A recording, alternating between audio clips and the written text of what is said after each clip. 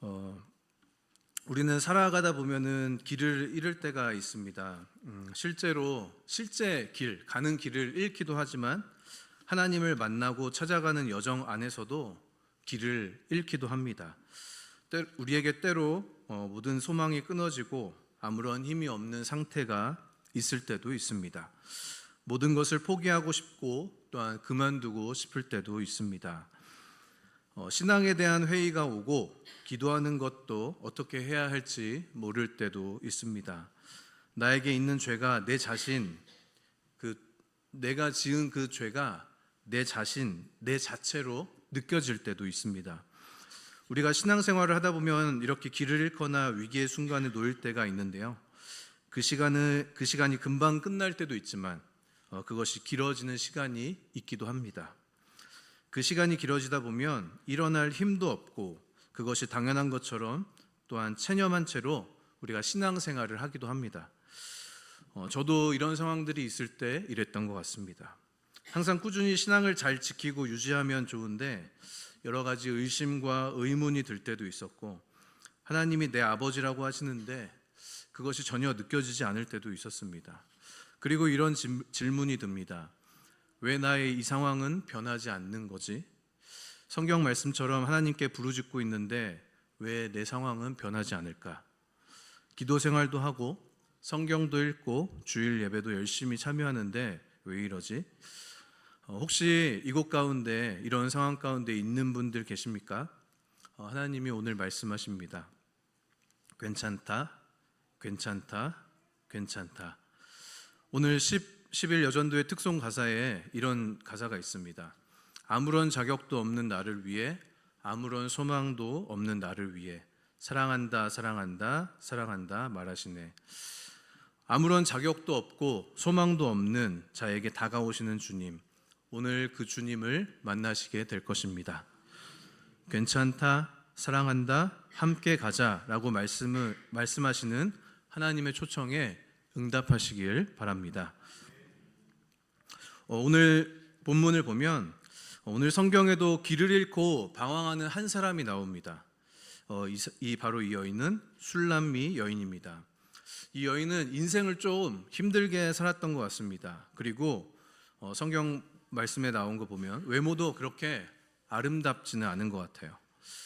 겉모습이 계달의 장막 같다라고 표현하는데 이것은 마치 여러분 흑염소 아시죠? 네, 마치 내 겉모습은 내 피부는 흑염소 같다 이렇게 표현하는 겁니다. 이 여인의 삶이 평탄했던 것도 아닙니다. 인생의 고통과 실패와 좌절의 시간을 겪으면서 큰 위기를 겪기도 합니다. 그런데 한 사람이 찾아옵니다. 그 여인은 그 사람을 만나고 그녀의 인생이 완전히 회복되어집니다. 어떻게 보면 아무런 자격도 없고 소망도 없고 사랑할 구석이 하나도 없는 그 여인을 사랑해주는 한 사람이 바로 나타난 겁니다. 그 사람이 누구일까요? 네, 바로 솔로몬입니다. 그녀는 솔로몬을 만나고 자신이 어떤 사람인지 그리고 어떤 존재인지를 깨닫게 됩니다.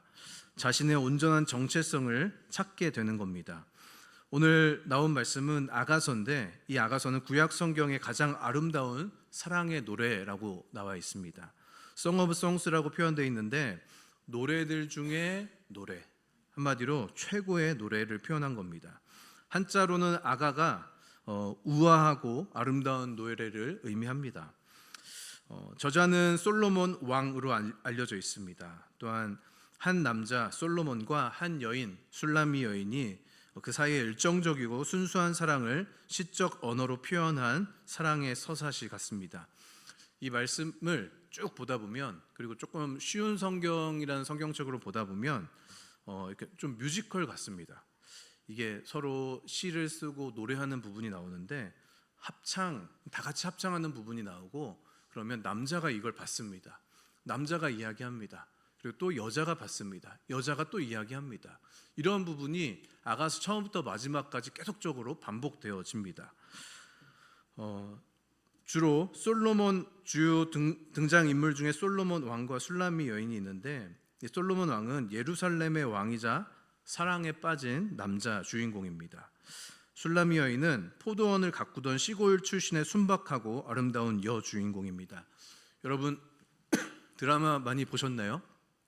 재벌집 남자와 가난한 여자가 만나서 막 이렇게 사랑을 이루고 또 이렇게 좋은 남자를 만나서 자기 안에 있는 상처도 회복하고 막 이제 그런 스토리들 있지 않습니까? 마치 그런 거와 같습니다. 그리고 예루살렘의 딸들이 나오는데 두 사람의 사랑을 지켜보면서 응원하는 합창단 그리고 친구들입니다. 그래서 이 둘의 러브 스토리는 영적인 의미는 하나님과 이스라엘 관계 아니면 예수님과 교회의 관계, 한마디로 예수님과 우리 춘천중앙교회의 관계 아니면 예수님과 나와의 관계로 표현되어집니다. 또한 성경에서 보면은 하나님과 우리와의 관계를 신랑과 무엇으로 표현되어 있죠? 맞습니다. 신랑과 신부입니다. 그래서 이 처음부터 아가서 처음부터 마지막까지는 사랑의 시작을 아름답게 이렇게 시작합니다. 그래서 사랑을 하게 되면 또 결혼을 하게 되고, 결혼하게 되면 뭐가 있죠? 항상 행복한가요? 아니죠. 갈등과 아픔이 있습니다. 근데 갈등을 통해서 다시 한번 화해하고 사랑의 성숙으로 이어져 갑니다. 오늘 한번 본문을 한 절씩 보고 싶은데요. 10절 말씀에 이렇게 나와 있습니다. 나의 사랑하는 자가 내게 말하여 이르기를 나의 사랑 나의 어여쁜 자야 일어나 함께 가자. 이것은 솔로몬의 초청인 것입니다. 어떤 상황에서 어떤 상황으로 초청하는지 한번 그 다음 절부터 보고 싶습니다. 우리 11절 말씀 한번 다 같이 읽겠습니다. 시작. 겨울도 지나고 비가 그쳤고. 여러분 무엇이 지났다라고 이야기합니까? 겨울입니다. 겨울은 식물의 성장이 멈추고 모든 활동이 제한받는 시기입니다. 또한 여기서는 이 겨울을 시련 또는 시험의 때를 이야기하고 있습니다.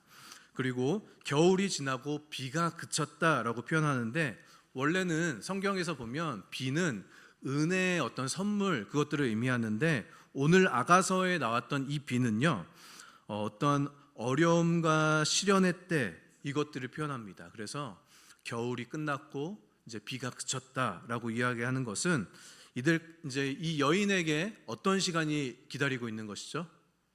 아픔과 시련의 시간이 끝나고 기대와 소망이 있는 것입니다. 겨울이 지나면 뭐가 있을까요?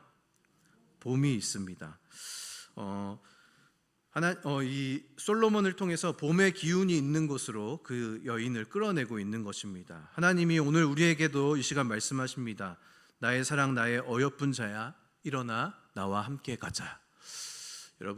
여러분이 하나님의 음성을 한번 옆에 있는 분들에게 한번 말씀해 주셨으면 좋겠습니다. 나의 사랑 나의 어여쁜 자야 일어나 함께 가자 한번 말씀해 주시면 좋겠습니다. 네. 네.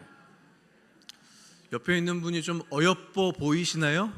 네, 우리가 믿음의 눈으로 이렇게 함께 바라봤으면 좋겠습니다. 그리고 12절 말씀 보면 이렇게 나와 있습니다. 지면에는 꽃이 피고 새가 노래할 때가 이르렀는데 비둘기의 소리가 우리 땅에 들리는구나. 여러분 꽃이 핀다라는 것은 겨울이 춥고 암울했던 시기가 지나가고 이제 꽃들이 피는 화사한 신선한 새로운 시절이 왔다는 것을 이야기하고 있습니다.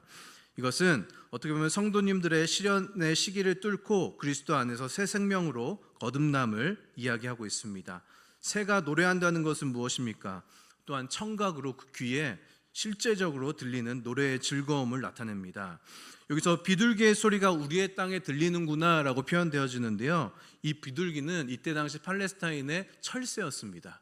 그래서 팔레스타인 지역에 이 비둘기가 옴으로써 그곳에 무엇이 도래한 것이죠? 겨울이 지나고 봄이 왔다는 것을 이야기합니다.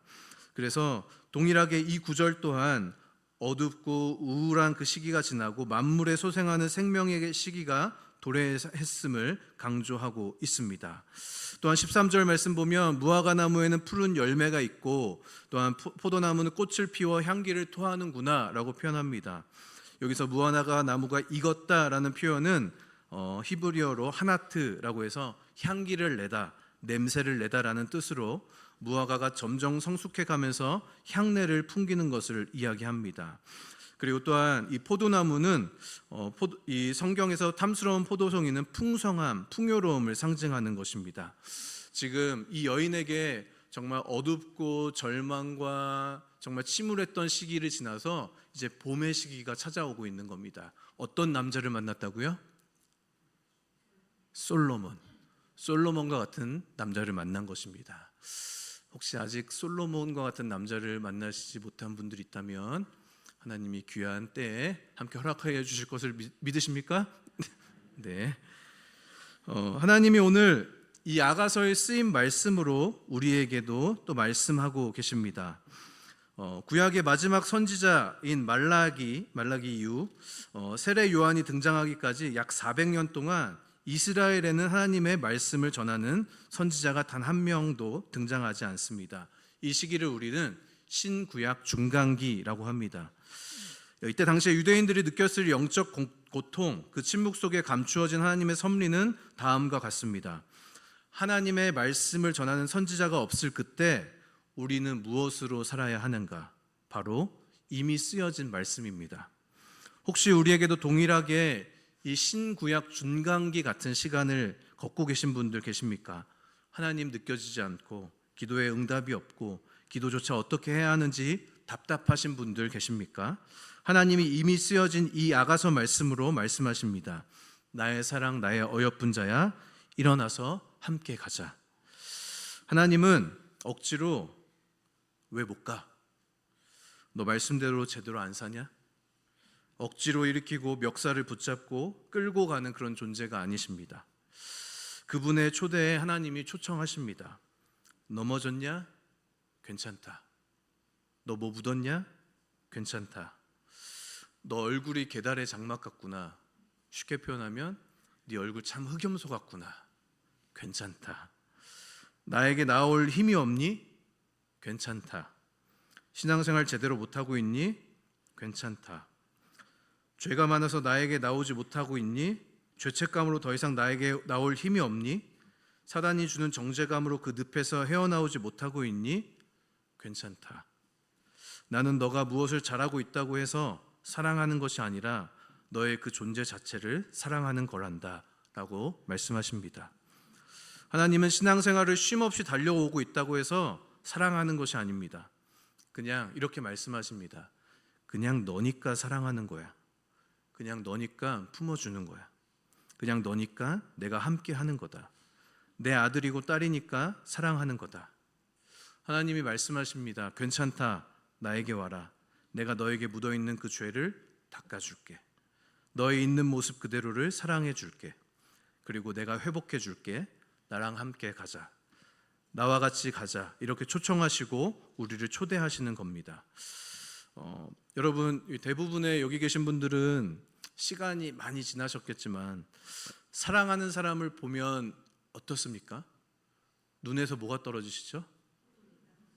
눈에서 꿀이 나오는 게 말이 됩니까?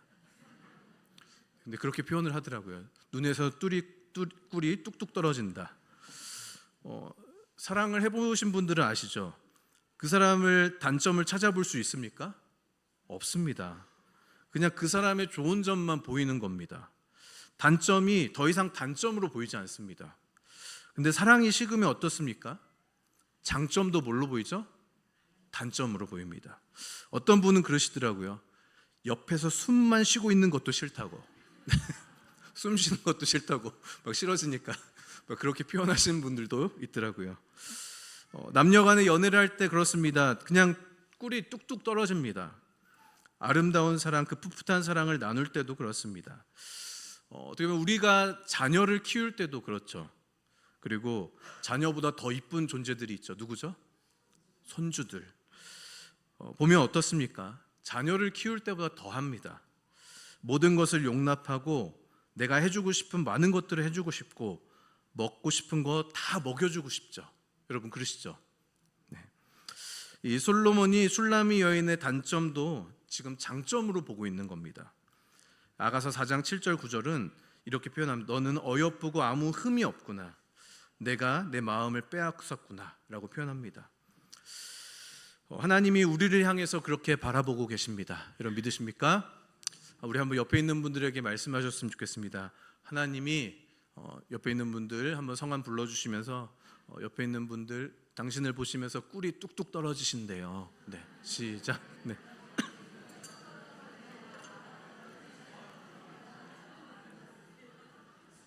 네. 하나님의 꿀이 뚝뚝 떨어지심이 여러분 보여집니까? 네. 네. 제가 신학교 다닐 때였습니다. 우리 아이가 돌이 지나고 이제 두 돌 전이었던 것 같습니다. 두 아이 중에 한 아이였는데 한창 기저귀를 차고 다닐 때였습니다. 걷기도 하고 뛰기도 하고 막 한창 에너지가 넘칠 때였습니다. 여러분 그렇죠? 돌 지나갖고 막 한창 걷기 시작할 때 이제 어느 날 아이들과 집에서 놀아주고 있는데 이 아이 중에 한 명이 표정이 조금 이상해지는 겁니다. 뭔가 한 곳을 정면으로 응시하면서 얼굴이 빨개지고 약간의 인상을 쓰면서 미간이 찌푸려집니다. 그리고 조금 있다가 이상한 냄새가 폴폴 올려오는 겁니다. 근데 걸음걸이가 좀 달라졌습니다. 엉기적 걷는 겁니다. 여러분 이거 무슨 상황이죠? 긴급 상황입니다. 근데 이날은 다른 날과 다르게 인상을 쓰는 시간이 좀 길었습니다. 그리고 뭔가 기저귀가 많이 부풀어 오르고 좀 묵직해 보였습니다. 그래서 저는 마치 119 구급대원이 화재를 진압하러 들어가는 것처럼 아이를 들쳐매고 화장실로 곧바로 뛰어 들어갔습니다. 뭔가 빨리 이 상황을 빨리 정리해야 될 것 같았습니다. 그래서 제가 빨리 기저귀를 한쪽에 벗겨놓고 아이의 팔을 한 손으로 잡고 다른 손으로는 샤워기를 잡고 따뜻한 물이 나오기를 기다리고 있었습니다. 그런데 이 아이가 뭔가 균형을 잘못 잡았는지 비틀비틀 거리다가 넘어지려고 하자 발을 탁 하고 그래도 멀리 딛는 겁니다. 다행히 넘어지지 않았습니다. 그런데 저는 몇 초 있다가 넘어진 것보다 더 충격적인 일이 벌어진 것을 느끼게 되었습니다. 넘어지지 않고 균형을 잡았던 이 아이의 눈빛이 이상해지는 겁니다. 돌 지난 아이였는데요. 왜냐하면 제가 너무 급한 나머지 기저귀를 오므려 놓지 않았던 겁니다. 근데 하필 그 작은 발이 그 넓은 화장실이 많은 부분에 있음에도 불구하고 하필 그 펼쳐져 있는 기저귀 위로 그 발이 향했던 겁니다. 아이와 눈이 마주쳤는데 얘도 당황하고 저도 당황했습니다. 아마 제가 보기엔 얘도 태어나서 처음 겪어보는 경험이었고 저도 이런 일은 처음 겪었습니다. 그 전에도 후에도 이런 일은 없었습니다. 처음에 굉장히 당황스러웠지만 한쪽 다리를 붙잡고 샤워기를 켜고 그 어려운 위기를 극복했습니다. 그리고 그 아이를 잘 씻겨서 닦아준 후에 새로운 기저귀를 채우고 내보내니까 이 아이가 어땠는지 아십니까? 너무 몸도 발도 가벼워서 행복해서 이전보다 더 신나게 노는 겁니다. 언제 그랬냐는 뜻이요. 그래서 제가 이 일을 겪으면서 하나님과 나와의 그 관계가 묵상이 되어지는 겁니다. 제가 우리 아이에게 그렇게 흉측하고 냄새나는 것이 있다고 해서 이 아이를 버릴까요? 버리지 않습니다. 왜냐하면 이 아이에게 어떤 것이 묻어 있더라도 그 아이 자체가 그런 존재가 아니기 때문입니다. 이 아이에게 왜 이런 게 묻히고 있냐라고 책망하지도 않았습니다. 그런데 우리는 우리에게 어떤 연약함이 있을 때 하나님이 나를 용서하지 않을 거야, 나의 이러한 죄와 부족함 때문에 하나님 만날 수 없을 거야 라고 생각되어집니다. 그래서 우리는 마음까지도 닫아버립니다. 우리가 하나님을 아버지라고 부르지 않습니까? 그러면 우리는 그 아빠인 하나님께 어떻게 해야 할까요? 우리를 닦아주시고 회복하시고 우리의 연약한 모습 그대로 받아주신 하나님 아버지께 나아갑니다. 그러면 어떻게 될까요? 깨끗하게 됩니다. 하나님이 우리를 회복시켜 주십니다. 그래서 우리의 신랑 되시는 주님은 우리를 바라보시면서 꿀이 뚝뚝 떨어지세요. 그래서 우리의 약점이나 흠이 되는 것을 바라보지 않고 우리 자체를 그냥 바라보십니다. 그리고 이렇게 말씀하십니다. 괜찮다. 나한테 와라. 내가 회복해 줄게. 사랑한다. 그리고 함께 가자. 이렇게 초청하십니다. 말씀을 마무리하려고 합니다. 오늘 아가서의 술람미 여인의 모습을 바라보면서 표현하는 부분이 나옵니다. 한번 우리 말씀 아가서 1장 5절 말씀인데 다 같이 읽어보면 좋겠습니다. 시작. 예루살렘 딸들아, 내가 비록 검으나 아름다우니 게달의 장막 같을지라도 솔로몬의 휴장과도 같구나. 여기서 이 말은 이 술람미 여인이 본인에 대해서 표현하고 있는 겁니다. 비록 내가 검으나 아름다우니 게달의 장막 같을지라도 솔로몬의 휴장과도 같구나. 여러분, 아까 게달의 장막이 뭐라고 했죠? 마치 흑염소 같은, 이때 당시에 염소의 검은색 염소나 암갈색 염소의 가죽을 머리털로 그들의 천막으로 만들었습니다. 그래서 어두운 것들을 묘사할 때 이 표현을 합니다. 어떻게 보면 이 여인은 본인의 모습을 보면서도 이랬던 겁니다. 이 뒤에 있는 말씀을 보면 오빠들에 의해서 내 어머니의 아들들이라고 표현하는데 나를 포도원 지기로 삼았다. 그래서 내 포도원을 지키질 그런 시간도 없었다라고 표현합니다. 어떻게 보면 본인의 포도원일 수도 있겠지만 좀 더 깊은 의미로 보면 본인의 겉모습과 같은 그런 것입니다. 여러분이 보시기에 스스로 내가 비록 검으나 아름답다라고 느끼십니까? 혹시 여러분이 검게 느껴지는 것은 어떠신 겁니까? 정말 실제로 우리의 어떤 쇠하고 있는 육체입니까?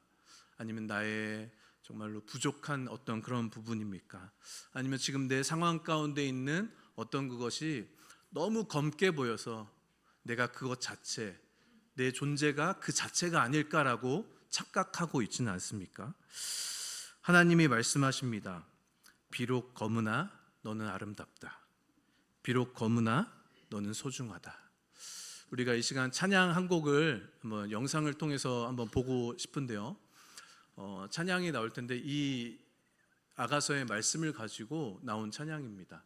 한번 여러분 가사 하나하나씩 묵상하면서 보시면 좋겠고, 혹시 악보도 나오는데 같이 찬양하실 수 있는 분은 찬양하셨으면 좋겠습니다.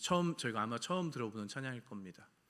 이 부르심에 하나님이 초청하고 계십니다. 그리고 이렇게 말씀하십니다. 괜찮다, 사랑한다, 함께 가자. 기도하시겠습니다.